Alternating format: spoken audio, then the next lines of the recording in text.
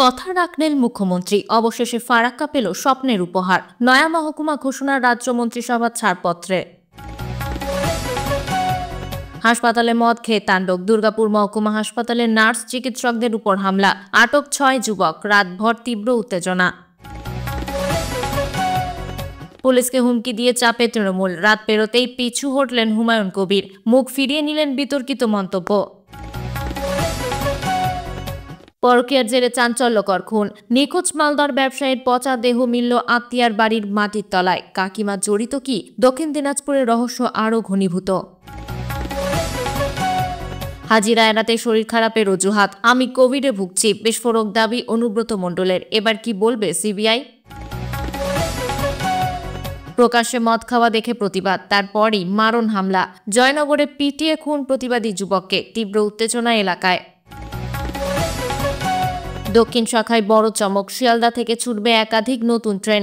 যাত্রীদের স্বস্তিতে রেলের নতুন ঘোষণা। পুতুলের কাপড় চাইতে গিয়ে সর্বনাশ। বাঁকুড়ায় 7 বছরের শিশুকে ধর্ষণ। ধৃত 57 বছরের দর্জি। গ্রামে ক্ষোভে ফুঁসছে মানুষ। প্রতিদিন সঠিক খবর নিয়মিত শোনার জন্য সাবস্ক্রাইব করুন কলকাতা পত্রিকা চ্যানেলটিকে। আসছি বিস্তারিত খবরে। মুর্শিদাবাদে প্রশাসনিক বৈঠকে গিয়ে সম্প্রতি মুখ্যমন্ত্রী ঘোষণা করেছিলেন ফারাক্কায় নতুন মহকুমা গড়ার। সেই মতো সোমবার নয়া মহকুমা তৈরির প্রস্তাবে ছাড়পত্র দিল রাজ্য মন্ত্রিসভা। সূত্রের খবর, ফারাক্কা, সুতি 1 ও 2 এবং শামশেরগঞ্জ নিয়ে গড়ে উঠবে ফারাক্কা মহকুমা। নবান্ন সূত্রে জানানো গিয়েছে, এতদিন এই 4টি ব্লক ছিল জঙ্গিপুর মহকুমার অধীনে। জনসংখ্যা বাড়ায় প্রশাসনিক ব্যবস্থা সামলাতে এবং আরও দ্রুত পরিষেবা পৌঁছে দিতে গেলে নতুন মহকুমা তৈরি করার প্রয়োজন। প্রশাসনিক সেই সমাধানের জন্যই এই সিদ্ধান্ত রাজ্য মন্ত্রিসভা নিয়েছে বলে খবর।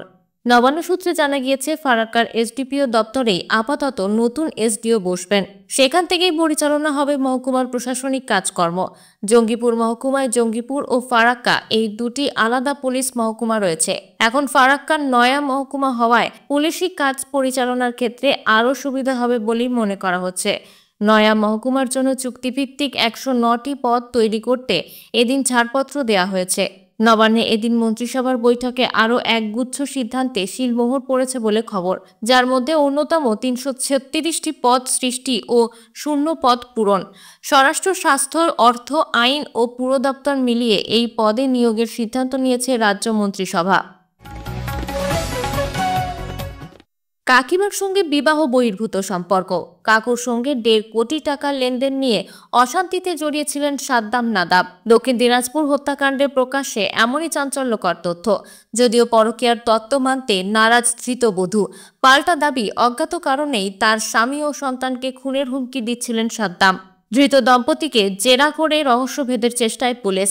হত্যাকাণ্ডের প্রাথমিক তদন্তের পর পুলিশ জানিয়েছে, মৌমিতা হাসান একাই নয়, তার স্বামী রুহমান নাদাব সহ এই খুনের ঘটনায় আরও বেশ কয়েকজন জড়িত রয়েছে। এরপরই উঠে আসে আর্থিক লেনদেনের তত্ত্ব। জানা যায়, মৌমিতার স্বামী অর্থাৎ কাকুর সঙ্গে অন্তত 1.5 কোটি টাকা লেনদেন ছিল সাদ্দামের। প্রায় 45 লক্ষ টাকা রুহমানের কাছে পেতেন সাদ্দাম। নিখোঁজ হওয়ার দিন সাদ্দাম বাড়ি থেকে নগদ 25 লক্ষ টাকা নিয়ে বের হয়েছিলেন বলে দাবি পরিবারের। এর পাশাপাশি জানা যাচ্ছে, ধৃত মহিলার সঙ্গে সাদ্দামের পরকীয়ার তথ্য। শোনা যাচ্ছে, তাদের বিবাহ বহির্ভূত সম্পর্ক নিয়ে অশান্তি চরমে উঠেছিল। বিয়েতে রাজি ছিল না মৌমিতা, তা নিয়ে যুগলের মধ্যে অশান্তি লেগেই থাকত। তবে পরিণতি যে এত ভয়ঙ্কর হবে তা ভাবতে পারেনি কেউ। প্রসঙ্গত, গত 18 মে মালদা থেকে রহস্যজনকভাবে উধাও হয়ে যান সাদ্দাম। 20 তারিখ পরিবারের তরফে ইংরেজবাজার থানায় মিসিং ডায়েরি করা হয়। এরপর 23 তারিখ অপহরণের অভিযোগ করা হয়। তদন্ত শুরু করে পুলিশ। এরপরই মৌমিতার নাদাব নামে যার বাড়িতে থাকতেন ওই যুবক স্বামী সহ ওই মহিলাকে গ্রেপ্তার করে পুলিশ। তাকে জেরা করতেই প্রকাশ্যে আসে হাড় হিম করা তথ্য। জানা যায়, ওই মহিলা খুন করে সাদ্দামকে। এরপর প্রমাণ লোপাটে দেহ নিয়ে যাওয়া হয় দক্ষিণ দিনাজপুর জেলার তপন থানা এলাকায় ধৃতের বাপের বাড়িতে। সেখানে দেয়ালে সাদ্দামের দেহ গেঁথে প্লাস্টার করে দেওয়া হয়। ধৃতের থেকে পাওয়া তথ্যের ভিত্তিতে সাদ্দামের দেহ উদ্ধার করেছে পুলিশ। প্রিয় দর্শক, আপনি কোন জেলা থেকে আমাদের ভিডিওটি দেখছেন কমেন্ট করে জানাবেন। আজকের ভিডিওতে 300 লাইক ও 100 সাবস্ক্রাইবার টার্গেট করছি। যদি এখনও সাবস্ক্রাইব না করে থাকেন, দয়া করে এক্ষুনি সাবস্ক্রাইব করে নিন এবং নিয়মিত আপডেট পেতে আমাদের চ্যানেলটি ফলো করুন। ফিরে আসছি পরবর্তী খবরে। উত্তরবঙ্গের মানুষ যখন উন্নয়নের স্বপ্ন দেখছে, তখন বিজেপি শুধু মিথ্যে প্রতিশ্রুতি দিয়ে ভোট নেয়ার খেলায় মেতেছে, এমনই প্রশ্ন উঠছে সাধারণ মানুষের মধ্যেই। মুখ্যমন্ত্রী মমতা বন্দ্যোপাধ্যায় বারবার উত্তরবঙ্গে এসে উন্নয়ন প্রকল্পের ঢল নামাচ্ছেন, অথচ প্রধানমন্ত্রী নরেন্দ্র মোদীর মুখে শোনা যাচ্ছে না কোনো বাস্তব প্রতিশ্রুতি। গত 29শে মে আলিপুরদুয়ারে সভা করলেন প্রধানমন্ত্রী, অথচ উত্তরবঙ্গের মানুষের জন্য কোনো উল্লেখযোগ্য কেন্দ্রীয় প্রকল্প ঘোষণা করলেন না। শুধু একখানা সিটি গ্যাস প্রকল্পের নাম করেই দায় সেরেছেন। চা বাগানের শ্রমিকদের উন্নয়ন নিয়ে একটি কথাও বলেননি। অথচ রাজ্য সরকার ঘর, জমির পাট্টা, হাসপাতাল, ক্রেশ, এমনকি বাস পরিষেবা পর্যন্ত দিচ্ছে চা শ্রমিক পরিবারগুলিকে। স্থানীয় বিজেপি কর্মীরাও প্রশ্ন তুলছেন, এতজন সাংসদ, এতজন কেন্দ্রীয় মন্ত্রী থাকা সত্ত্বেও কেন উত্তরবঙ্গের কোনো কেন্দ্রীয় হাসপাতাল নেই? কেন মোদী সরকার বারবার প্রতিশ্রুতি দিয়েও তা বাস্তবায়ন করছে না? শুধু ভাওতা দেখিয়ে ভোট নেয়ার পরিকল্পনাই কি বিজেপির মূল লক্ষ্য? রাজ্যের বিজেপি নেতারা বলছেন, এখনই কিছু ঘোষণা হয়নি, সময় মতো হবে। কিন্তু এই সময় মতো কথার আড়ালেই তো চলছে বছরের পর বছর ধরে প্রতারণা। তৃণমূল সাংসদ প্রকাশ চিক বড়াইক সঠিকভাবেই প্রশ্ন তুলেছেন, রেলের জমিতে কেন্দ্রীয় হাসপাতালের দাবি তো বহু পুরনো, এখনো কেন হয়নি? বাংলার মানুষকে এখনই সচেতন হওয়া দরকার। যারা বারবার এসে মিথ্যে বলে যায়, প্রতিশ্রুতি দেয় আর ভোট পেয়ে গায়েব হয়ে যায়, তাদের আর ক্ষমতায় আনার কোনো মানে হয় না। উন্নয়ন চাইলে বাংলার মানুষকে ভেবেচিন্তে ভোট দিতে হবে। এবার সময় এসেছে বিজেপির প্রতারণার জবাব দেওয়ার। পুতুলের জন্য এক টুকরো কাপড় চাইতে গিয়ে দর্জির লালসার শিকার 7 বছরের বালিকা। তাকে ধর্ষণের অভিযোগে বাঁকুড়ায় গ্রেপ্তার করা হলো 57 বছর বয়সী দর্জিকে। ধৃতকে সোমবার বাঁকুড়া জেলা আদালতে হাজির করিয়েছে পুলিশ। বালিকার পরিবার ও স্থানীয় সূত্রে খবর, রবিবার দুপুরে খাওয়া দাওয়ার পর ঘরে পুতুল খেলছিল মেয়েটি। ওই পুতুলের পরনের পোশাক বানাতে চেয়ে সে পাড়ার এক দর্জির কাছে যায়। অভিযোগ, ওই দর্জি মেয়েটিকে প্রচুর কাপড়ের টুকরো দেওয়ার লোভ দেখিয়ে দোকানে ডেকে শাটার বন্ধ করে দেন। অভিযোগ, সেখানে মেয়েটিকে ধর্ষণ করা হয়েছে। পরে অভিযুক্ত দর্জি দোকানের শাটার খোলার পর সেখানে বালিকাকে বিবস্ত্র অবস্থায় দেখতে পেয়ে সন্দেহ হয় স্থানীয়দের। তারা পরিবারকে খবর দেন। এরপরেই বালিকার পরিবার পুলিশের দ্বারস্থ হয়ে ওই দর্জির বিরুদ্ধে অভিযোগ দায়ের করে। পুলিশ সূত্রে জানা গিয়েছে, ধৃতের বিরুদ্ধে ভারতীয় ন্যায় সংহিতার 65 এবং পক্সো আইনের 4/6 ধারায় মামলা রুজু করা হয়েছে। বালিকার বাবা বলেন, আমার একরত্তি মেয়ের এমন সর্বনাশ করতে পারে ওই দর্জি, তা কল্পনাতেও ভাবিনি। এখন মনে হচ্ছে ওই দর্জি এর আগেও একাধিক মেয়ের সঙ্গে এরকম করেছে। আমরা ওর কঠোরতম শাস্তি চাই। আমরা চাই ওকে ফাঁসি দেওয়া হোক। রোগী দেখাতে এসে দুর্গাপুর মহকুমা হাসপাতালে তাণ্ডব চালালো মদ্যপ যুবকেরা। রবিবার রাতে এই ঘটনা ঘটেছে, যার জেরে হাসপাতাল চত্বরে আতঙ্ক ছড়িয়েছে। জানা গিয়েছে, রবিবার রাতে 12:30 নাগাদ প্রায় 20 জন মদ্যপ যুবকদের একটি দল একজন রোগীকে নিয়ে হাসপাতালে আসে। তাদের দাবি ছিল অন্য রোগীদের বাদ দিতে তাদের রোগীকেই আগে দেখতে হবে। হাসপাতালের এমার্জেন্সি বিভাগের কর্তব্যরত চিকিৎসক ও নার্সরা সেই দাবি নাকচ করলে শুরু হয় অশান্তি। মদ্যপ যুবকেরা হাসপাতালের রীতিমতো তাণ্ডব শুরু করে বলে অভিযোগ। ভেঙে দেওয়া হয় হাসপাতালের এমার্জেন্সি বিভাগের কাঁচের দরজা। মারধরের চেষ্টা করা হয় দুর্গাপুর মহকুমা হাসপাতালের নিরাপত্তার দায়িত্বে থাকা বেসরকারি নিরাপত্তা রক্ষীদেরও। খবর পেয়ে ঘটনাস্থলে আসে নিউ টাউনশিপ থানার পুলিশ। তারা 6 জনকে আটক করে নিয়ে গিয়েছে। ঘটনার জেরে দুর্গাপুর মহকুমা হাসপাতালে এখনও উত্তেজনা রয়েছে। হাসপাতালের সুপার ধীমান মণ্ডল জানান, পুলিশে অভিযোগ দায়ের করা হবে। ভরতপুরের তৃণমূল বিধায়ক হুমায়ুন কবিরের বিস্ফোরক মন্তব্য ঘিরে জোর চাঞ্চল্য রাজ্য রাজনীতিতে। রবিবার বহরমপুরে দলের এক অনুষ্ঠানে যোগ দিয়ে তিনি প্রকাশ্যে একাধিক থানাকে নিশানা করে বলেন, আমরা যদি বিরোধী দলে থাকতাম 24 ঘন্টার মধ্যেই শায়েস্তা করে দিতাম, কিন্তু সরকারে রয়েছি বলে হাতে পায়ে বেরিয়ে পড়েছে। লালগোলা, বড়গ্যা, শামশেরগঞ্জ ও ভরতপুর থানার বিরুদ্ধে পুলিশের কার্যকলাপ নিয়ে অসন্তোষ প্রকাশ করেন তিনি। তার মন্তব্যে শুরু হয় বিতর্কের ঝড়। তবে রাত পেরোতেই পাল্টে গেল ছবিটা। সোমবার সকালে মুর্শিদাবাদের জেলা পুলিশ সুপারের সঙ্গে দেখা করেন বিধায়ক হুমায়ুন কবির। বিভিন্ন থানার বিরুদ্ধে অভিযোগ তুলে ধরেন এবং পুলিশ সুপার আশ্বাস দেন বিষয়টি খতিয়ে দেখার। সেই আশ্বাসেই মন্তব্য প্রত্যাহারের সিদ্ধান্ত নেন বিধায়ক। হুমায়ুন বলেন, জেলা পুলিশ সুপার আমাকে আশ্বস্ত করেছেন, সেই কারণেই আমি আমার মন্তব্য প্রত্যাহার করছি। এই ঘটনায় রাজনৈতিক মহলে শুরু হয়েছে নতুন প্রশ্ন। পুলিশকে প্রকাশ্যে হুমকি দিয়ে পরে মন্তব্য ফিরিয়ে নেওয়ার এই ঘটনা অনেকের মনে করিয়ে দিয়েছে তৃণমূল নেতা অনুব্রত মণ্ডলের সাম্প্রতিক ঘটনা। তিনিও পুলিশের বিরুদ্ধে আক্রমণাত্মক ভাষা ব্যবহার করে পরে দলের চাপে ক্ষমা চান মাত্র 38 মিনিটের মধ্যে। তবে এই অবস্থান পরিবর্তন হুমায়ুন কবিরের রাজনৈতিক কৌশল নাকি দলীয় চাপ, সেটাই এখন বড় প্রশ্ন। পুলিশি হুমকির পর হঠাৎই ইউটার্ন নিয়ে বিতর্কে জড়িয়ে পড়েছেন তিনি।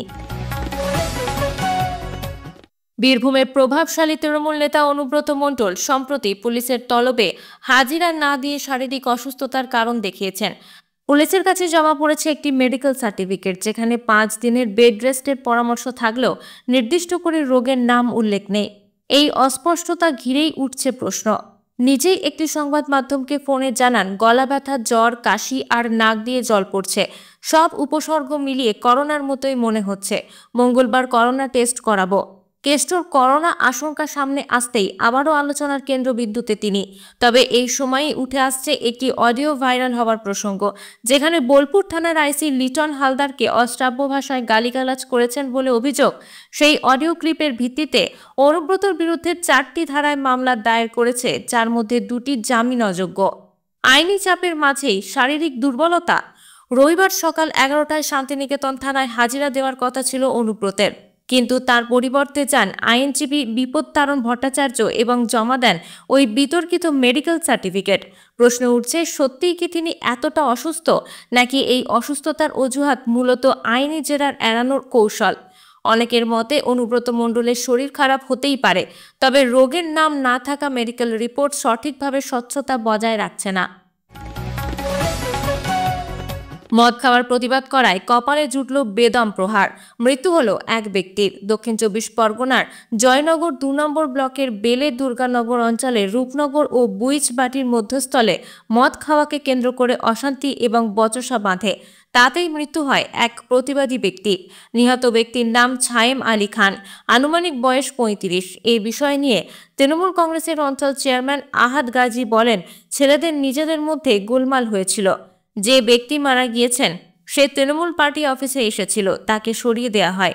এরপর রাস্তায় ধরে তাকে মারধর করে হাসপাতালে নিয়ে গেলে মারা যায়।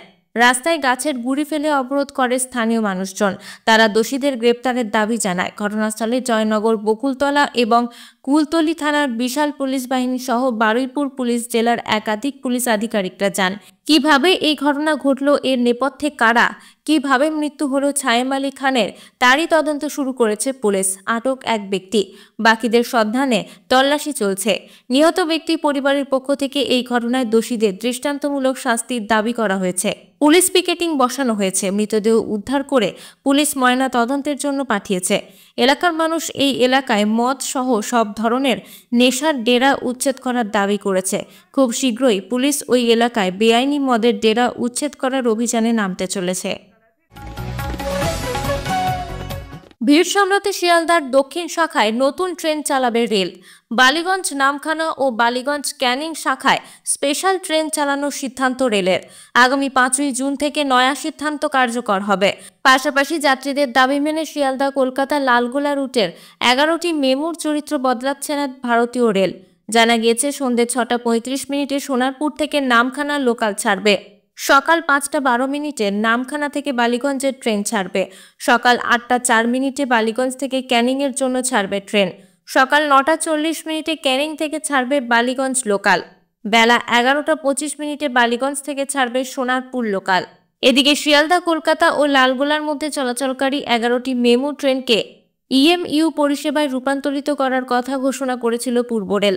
আগামী 4 জুন থেকে তা কার্যকর করার কথাও ছিল। এই ঘোষণার পর গর্জে ওঠেন লালগোলা ট্রেনের নিত্যযাত্রীরা। তাদের অভিযোগ, দীর্ঘ পথের এই যাত্রায় মেমু ট্রেনে শৌচালয় থাকে। ইএমইউতে শৌচালয় না থাকায় সমস্যা হবে। যদিও রেল জানিয়েছিল লালগোলার পরিবর্তিত রেকগুলি কৃষ্ণনগর গিয়ে আধ ঘন্টা দাঁড়াবে, যেখানে মানুষজন স্টেশনে শৌচালয় ব্যবহার করে ফের ট্রেন ধরতে পারবে। যদিও এই প্রস্তাব মানতে চাননি যাত্রীরা। লালগোলা ট্রেন স্তব্ধ করার হুমকি দেন যাত্রীরা। এরপরই যাত্রীর চাপের মুখে সিদ্ধান্ত বদল করে রেল। আগামী 10ই জুন হাওড়া স্টেশনের চত্বর থেকে হকার উচ্ছেদ করবে রেল। যাত্রীর স্বার্থে এই উচ্ছেদ জরুরি বলে জানিয়েছে রেল। হাওড়া স্টেশনের প্রবেশ ও বেরোনোর গেটের সামনে এই হকারদের জন্য যাত্রী চলাচলের চরম অসুবিধার সৃষ্টি হচ্ছে, ফলে এই উচ্ছেদ জরুরি হয়ে পড়েছে। অমিত শাহের সামনে দাঁড়িয়ে মঞ্চ থেকে ধুলিয়ান শামশেরগঞ্জ মোথাবাড়ির বদলার ডাক দিলেন রাজ্যের বিরোধী দলনেতা শুভেন্দু অধিকারী। রবিবার নেতাজি ইন্ডোর স্টেডিয়ামে বিজেপির বিজয় সংকল্প সভার মঞ্চ থেকে দলীয় কর্মীদের উদ্দেশ্য করে হিন্দুদের ওপর অত্যাচারের বদলা নেওয়ার ডাক দেন তিনি। এদিন বক্তব্যের শুরুতে অমিত শাহকে কৃতজ্ঞতা জানান শুভেন্দুবাবু। তিনি বলেন, আমি অমিত শাহজিকে তার 3টে সাম্প্রতিক অবদানের জন্য কৃতজ্ঞতা জ্ঞাপন করতে চাই। পেহেলগাঁওয়ের দুর্ঘটনায় 3 জন বাঙালিকে একজন ভয়ানক সন্ত্রাসবাদী হত্যা করেছে। বিতান অধিকারীর স্ত্রী সিএএ-তে আবেদন করেছিলেন। ওনার কাছে সেই তথ্য পৌঁছতেই বিতান অধিকারীর স্ত্রীকে সিএএ-এর নাগরিকত্ব সার্টিফিকেট অমিত শাহজি পৌঁছে দিয়েছেন। হুগলির রিষড়ায় বিএসএফ জওয়ান পিকে শাহকে পাকিস্তানিরা পণবন্দি করেছিল।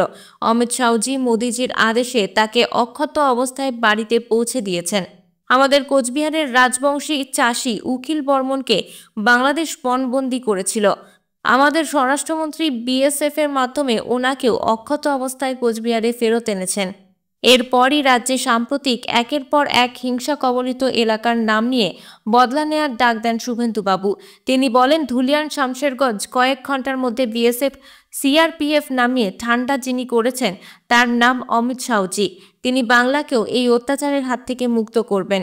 সভায় উপস্থিত নেতা কর্মীদের উদ্দেশ্যে শুভেন্দুবাবু প্রশ্ন করেন, আমি শুধু জানতে চাইব, মোথাবাড়ির বদলা হবে না? ধুলিয়ানের বদলা হবে? শামশেরগঞ্জের বদলা হবে? হরগোবিন্দ দাসের হত্যার বদলা হবে? চন্দন দাসের হত্যার বদলা হবে? বেতান অধিকারীর বদলা হবে? সমীর গুহর হত্যার বদলা হবে? হিন্দুদের ওপর অত্যাচারের বদলা হবে?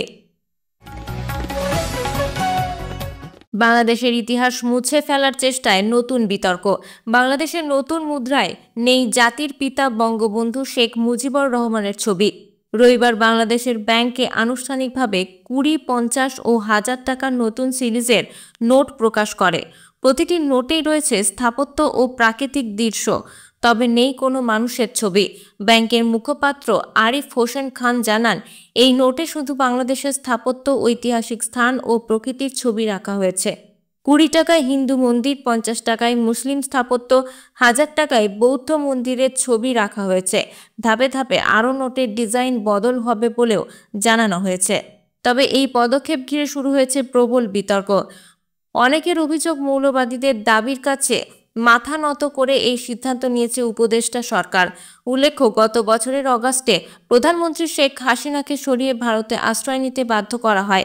এরপর ক্ষমতায় আসেন মোহাম্মদ ইউনূস। তারপর থেকেই মুক্তিযুদ্ধের স্মৃতি ও মুজিবের প্রতীকগুলির বিরুদ্ধে তৎপরতা বাড়ে। মুক্তিযুদ্ধের স্থাপত্য ধ্বংস, মুজিব মূর্তি সরানো, আগুন লাগানোর মতো ঘটনা ঘটেছে একাধিক জায়গায়। সেই সঙ্গে টাকায় বঙ্গবন্ধুর ছবি বাদ দেওয়ার দাবিও তোলে মৌলবাদীরা। এবার সেই দাবি পূরণ করল ইউনূসের সরকার। ইতিহাস মুছে দেওয়ার এই প্রচেষ্টায় ক্ষোভে ফুঁসছে বাংলাদেশের একাংশ। অনেকে বলছে, নির্বাচনের পথ বন্ধ করে ক্ষমতা আঁকড়ে রাখতে মৌলবাদীদের তুষ্ট করছে ইউনূস। এই সিদ্ধান্তের বিরুদ্ধে সোচ্চার হয়েছে রাজনৈতিক ও নাগরিক মহল। উঠছে নির্বাচনের দাবিও। খবর আজকের মতন এই পর্যন্তই। ধন্যবাদ।